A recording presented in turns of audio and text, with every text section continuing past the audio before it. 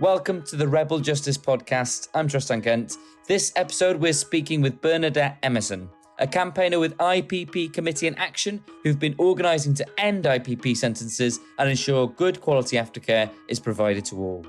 This is to bring justice to the thousands, such as Bernadette's partner, still locked up under IPPs, some for over a decade. IPPs are indeterminate prison sentences, meaning they've got no fixed limit. This means that even relatively minor offences such as theft could and often has led to decades behind bars with no end in sight. Bernadette tells us about how poor legislation led to this, why politicians are sitting on their hands, and what you can do to get involved.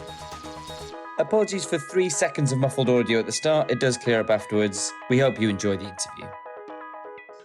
Before we start, I thought a good place to begin would be if you could please tell our listeners a bit about your background on IPP and how IPP has impacted not only your partner's life, but your life as well. Well, my partner was given IPP in 2005 for non-violent robbery of a laptop.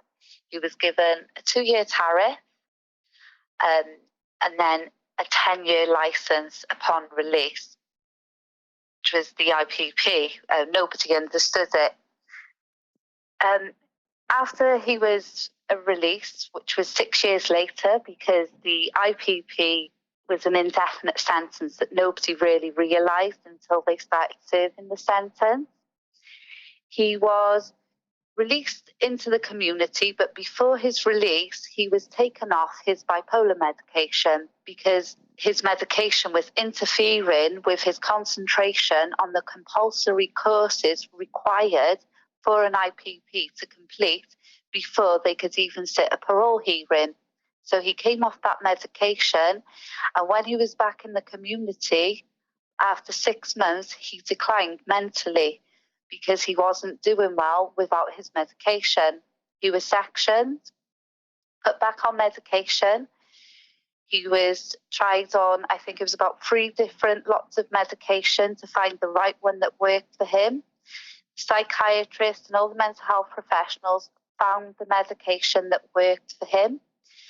And before they were due to discharge him from hospital, they put a community treatment order in place and told me that he cannot come off his medication. He will require it for the rest of his life. And they then put the community treatment order together. So if he missed appointments, missed medication, or any of his symptoms presented, it was a recall back to hospital to complete treatment and then discharge into the community.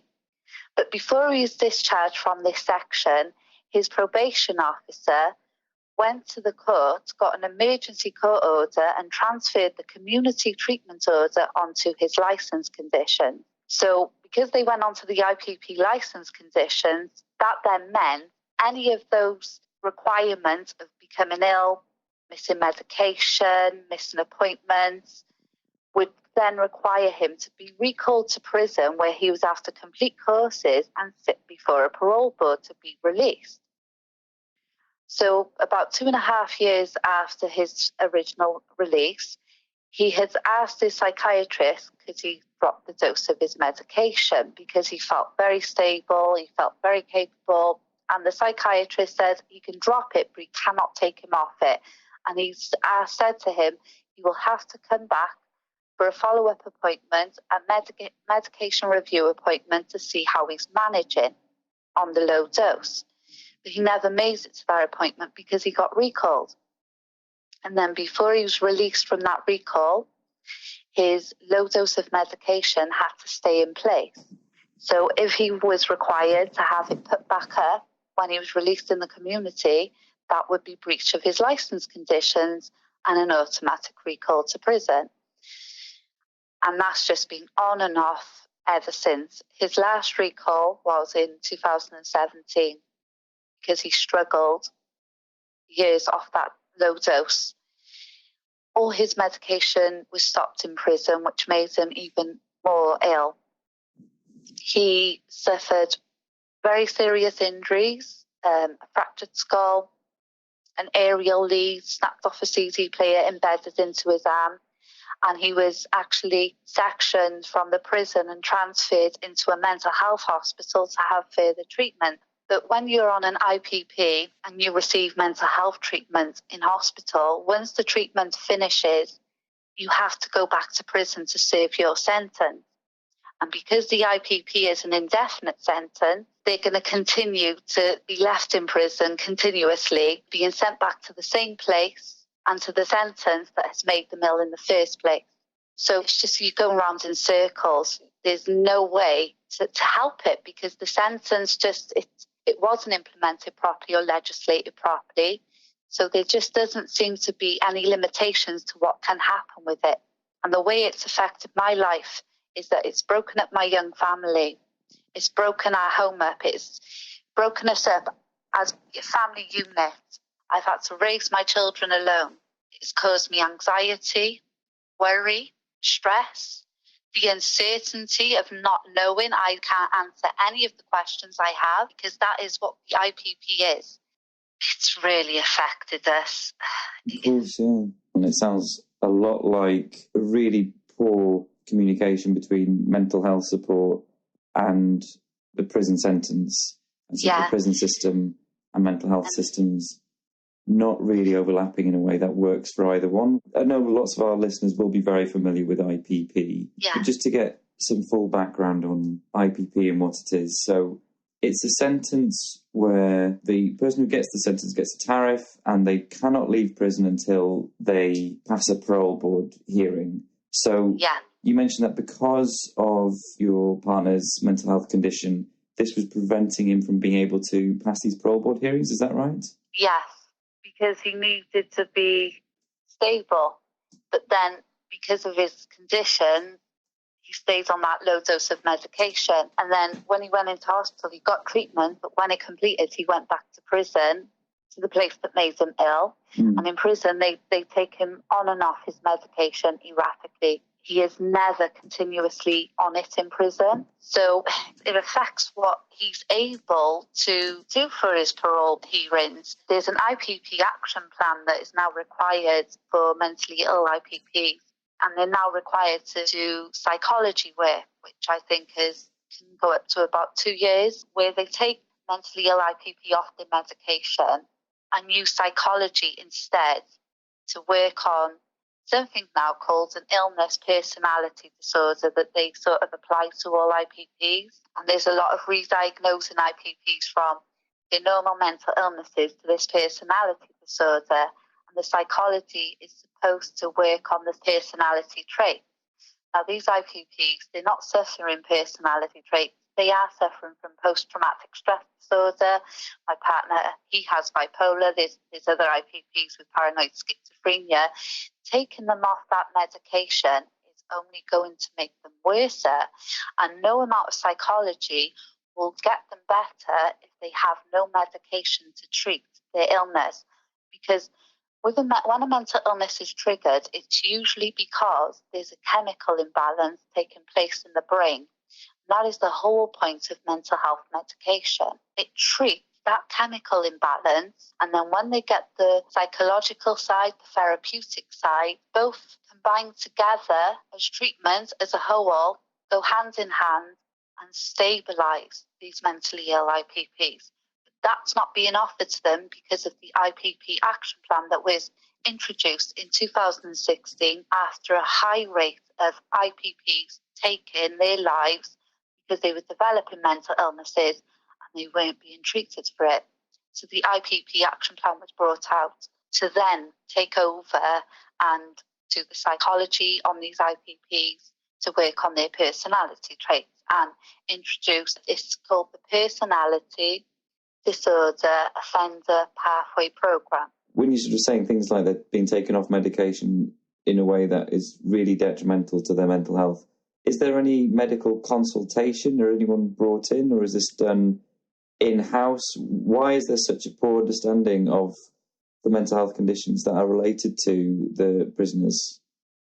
The MOJ actually brought it in, and they gave the prison officers, the psychologists, everything that they become involved in this, the psychological programme they've got to go on, and they've attached this illness of personality disorder. Even for myself, I can't make sense of it.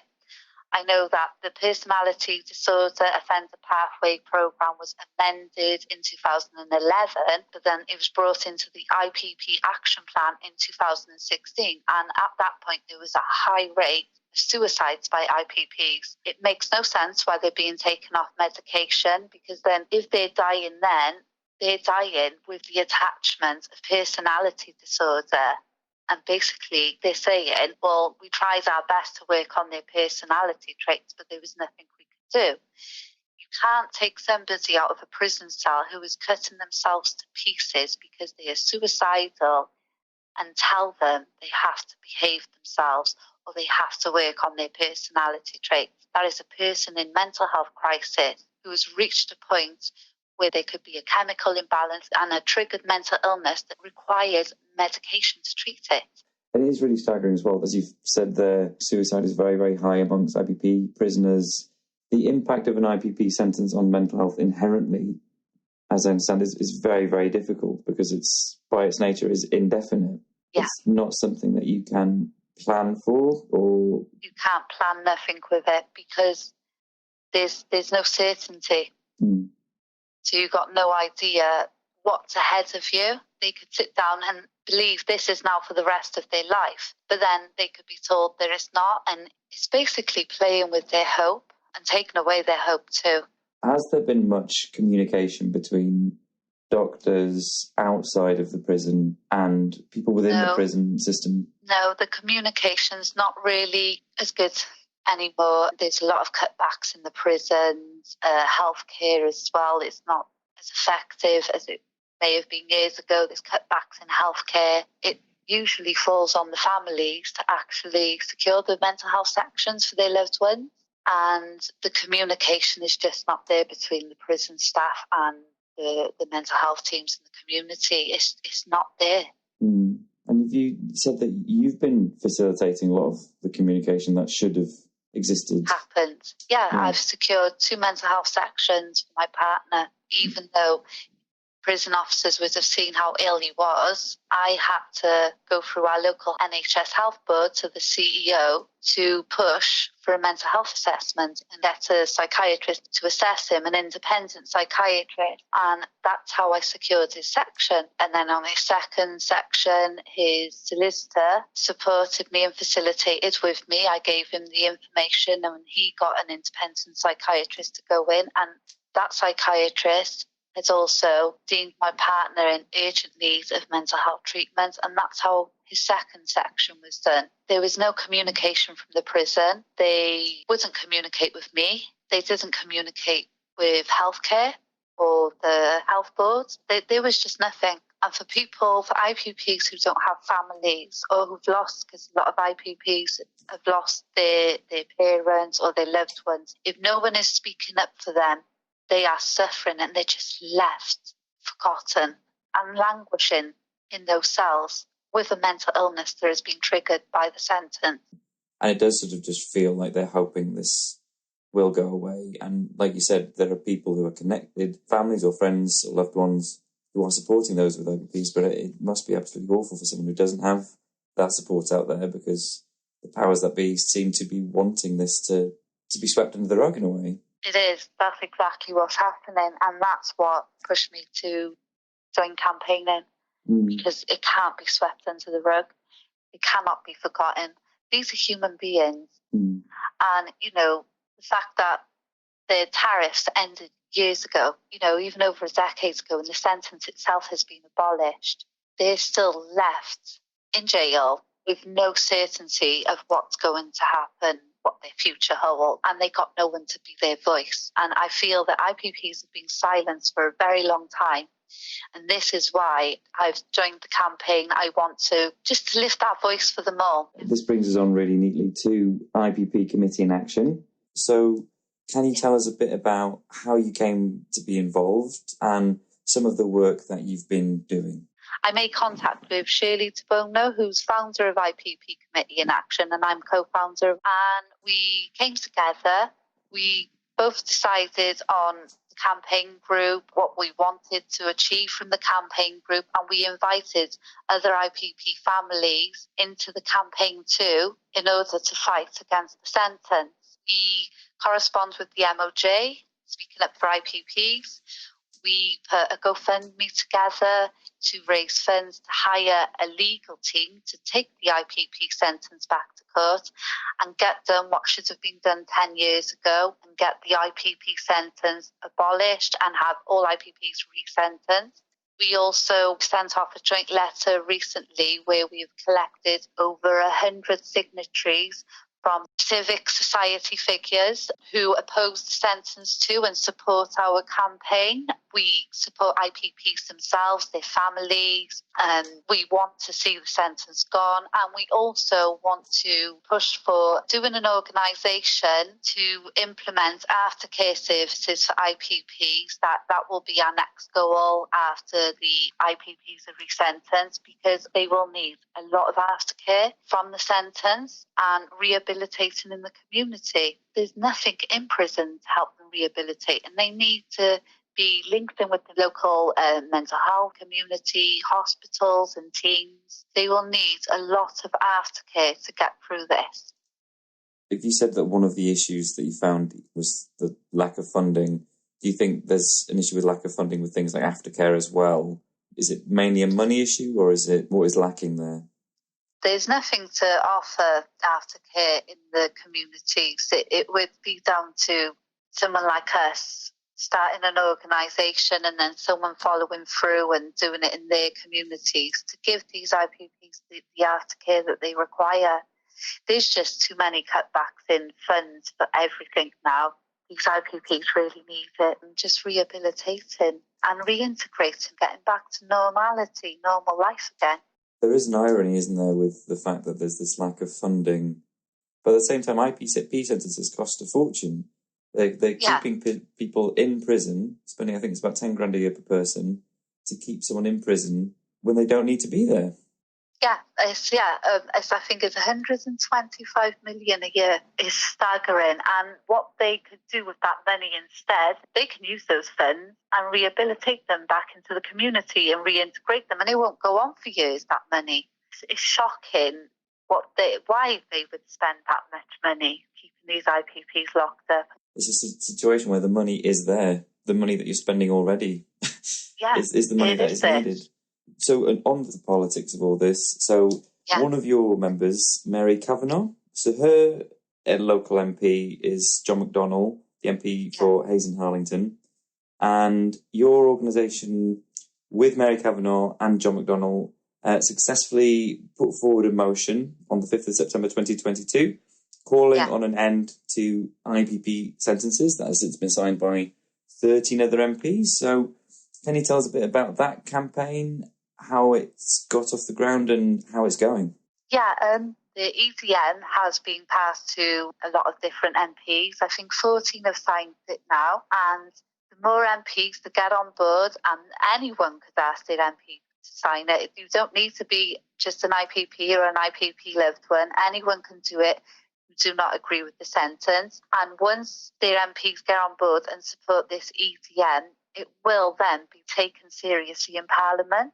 And, that it can actually result in IPPs being resentenced, the abolishment of the IPP. What are some of the barriers you think as to why IPP sentences haven't been properly ended? Why is there not the will to take this over that line? I believe it's the government holding their hands up, admitting liability and accountability, same with the MOJ. And if they removed all the saving IPP sentences, that will lead to liability and accountability and possibly a lawsuit. And that's what I think it comes down to. They don't want to accept the blame. And I've noticed that even when Labour government was in, and now we've got Tory government in, nobody wants to take accountability for what they've done to these IPPs and these serving IPPs. But the problem is now we're 17 years down the line, and the damage has gotten worse and worse. And I really believe that it is boiled down to political embarrassment. Nobody wants to be seen at fault, and the government doesn't want to be held accountable. Do you think that that would put them in a legally difficult position where they could be sued? Yeah, it can lead to legal action because they're admitting that this was a miscarriage of justice for the ones handed down that sentence, that they shouldn't have been given that sentence, and that will cause a lawsuit and legal action. And is there any way that you could think of around that? Is there a way to address that hurdle? It's a hard one, I will say that. It's a hard one, but they could negotiate with the families and the IPPs, you know. All these IPPs want is to come home to their families. You're talking nearly 2 decades of a sentence that they're serving that, you know, could continue on to a 3rd decade if nothing is done about it or if the government keeps holding back. All that is left now for these IPPs, they've lost such a huge amount of their young lives, young adult lives. The only way forward is to let them come home and give them the aftercare that they need to rehabilitate into the communities and reintegrate them back into life. You know, it's quite sad and it's quite hard to think of ways forward because I think where it's been left so long too, it's not the same as it would have been 10 years ago. I think you could have negotiated better 10 years ago compared to what you can now. The longer it's going on, the harder it is in some ways, you think? Yes, definitely. I know a lot of IPPs have suffered a lot of physical neglect along with mental health neglect.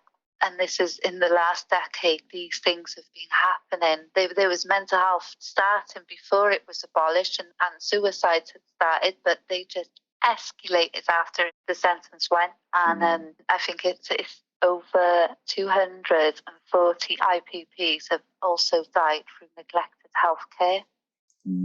Speaking about the politics of this whole issue, one of the things that IPP Committee in Action done is to establish that people in prison with IPP sentences are political prisoners. Is that right? Yes, they are.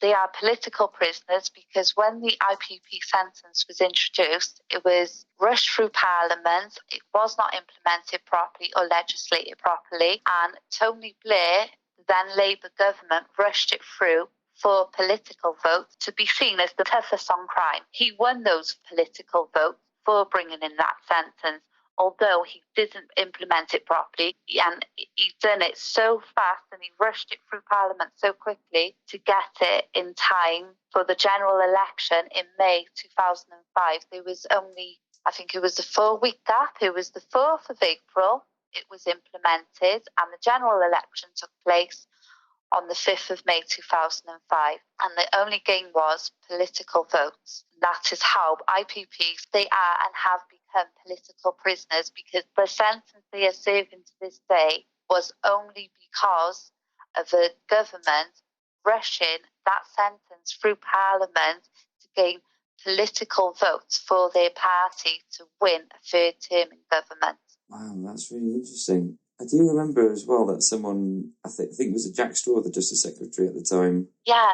I mean, he since has gone on to say that IPP sentences were a mistake, basically. Yeah. And that he expected there might be a couple of hundred at most, you know, and it would be the most horrendous crimes you could ever imagine, real, rare, once in a blue moon. And it wasn't. It was, judges would be using it left, right and centre, is that right? Yep, because they never legislated it properly. It was initially meant for 900 people. It got handed out to nearly 10,000 people. So the less serious crimes or offences, those people were falling through the net and being handed these sentences. Even the judges did not understand them, because when that sentence was in front of a judge who had to hand it out, the criteria for it just never made sense. Actually, there was 153 crimes that the IPP could be given out for. Things like shoplifting or, verbal shouting at someone in the street. I mean, it wasn't straightforward and it was complicated. So this is how they got handed out far more wide than they should have done. And then it went on to the less serious offenders, and it seemed to have been handed out more for robberies, or robberies of phones, or robberies of laptops, and these were what IPPs were being mostly handed out for. It's even in the stats, all because of the wrong implementation. I think it was done within 2 days when they rushed it through Parliament. That's not enough time to put a lot of the right legislation in to make sure that this will actually go and be handed out to the most serious criminals in our society. It's so dangerous, that as well. A judge won't really fully understand what it is that they're actually doing. Like, I'm sure a judge handing out an IPP sentence doesn't fully appreciate what they're actually doing. Yeah, they don't. But like you said, the tick boxes were there, and the judge had to hand it out because the criteria weren't clear. And this is how IPP prisoners are actually political prisoners. Yeah, I hadn't really thought about that, actually, that it was done as a political vote winner. I do remember There's actually, if some of the listeners would like to, there's a film on YouTube, 30 minutes long, and it's called IPP Unintended Consequences, and it will give them so much more information about why the IPP was brought in, what took place, the abolishment, and what's happened since. There's so many people in that film as well. It's discussing what happened, and in that film it actually explains what Tony Blair had done. Yeah, do you remember the whole tough on crime thing? It's just it's so removed from the reality. It is. It really is. And people suffered for those political votes. That's the sad part of it. Yeah, one of the strange things with IPP is that it's this huge miscarriage of justice, but it's not gotten that much attention. So, and most people I don't think have heard of IPPs. So what has been the public response to your work when you tell them about what's happened? They're actually quite shocked by it and surprised. Some people actually find it hard to believe that the government would lock people up for petty or low-tariff crimes. I think they are shocked by that, but some people are quite supportive too and want to join the cause and support the cause. Some of the questions I've had put to me, or some of the things I've had said to me is, somebody who committed a really, really serious offence would go to prison, get a determinate sentence and walk free and have their life back, while someone like an IPP is just left in a prison indefinitely when they shouldn't be there. Like, they can't get their heads around that. So there is not enough public awareness. There's been more public awareness building up. I think in the last year, there's been some before that, but it's still not out there enough, though. I don't feel that it's out there enough. I feel it needs more public awareness. And then part of your work to try and push for more media coverage, is that right? Yes. So what is the role of the media here? Because that's got to have some questions to answer as to why more people aren't aware of this. I think before, the media weren't as interested because I suppose they hadn't heard of IPP, and where nobody was putting enough public awareness out there, the journalists and the media weren't really showing an interest. But it is turning around now, and they are starting to show an interest. I think it was ITV last year, they covered the IPP sentence on quite a few occasions. Channel 4 did too. And they're actually covering the IPP sentence very well and pushing it out there to bring in public awareness. And they're actually taking it quite seriously and quite shocked and appalled by the sentence. Do you think there's some momentum building with this, maybe? Yes, definitely momentum building. Radio stations have been involved, BBC have. I've noticed that the journalists will contact me to stories, they contact the other campaigners, and you see so much more going out there about the IPP sentence now and what it's doing and what it's done. And, there's so much more building up, and I think it's going to build up more and more now. I think it just seems to have that domino effect. It's just one of those things that the second someone hears about it, they're just immediately on board because there's no way to defend it. No. I think something like that, the only thing that can stop it is lack of awareness. So really exciting that this is now starting to build.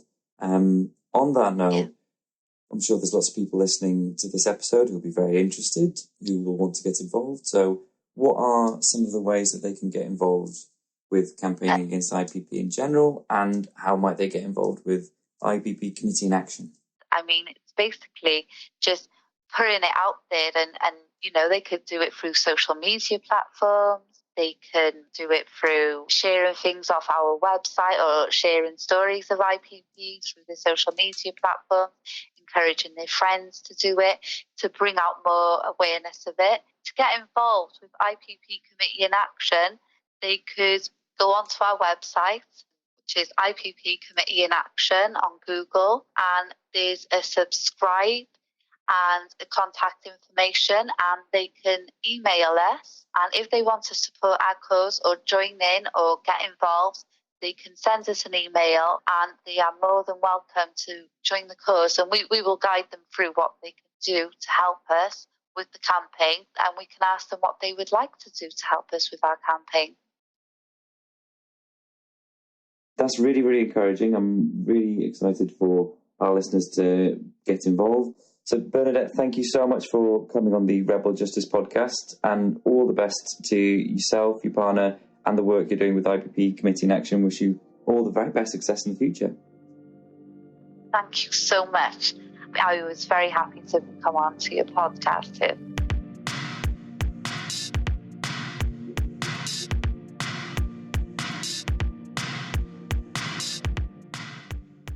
If you'd like to support IPP Committee in Action, their website again is ippcommitteeinaction.com.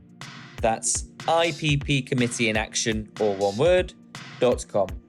We'll include a link in the description. We'll also include a template email that you can send to your MP to request that they also sign the early day motion to end ongoing sentences put forward as a result of the work done by IPP Committee in Action. This would be a great way to remind politicians that there are plenty of us who care about IPP sentences and are not happy for this to be ignored. I've sent it to my local MP, and hopefully one day we might be able to give you an update.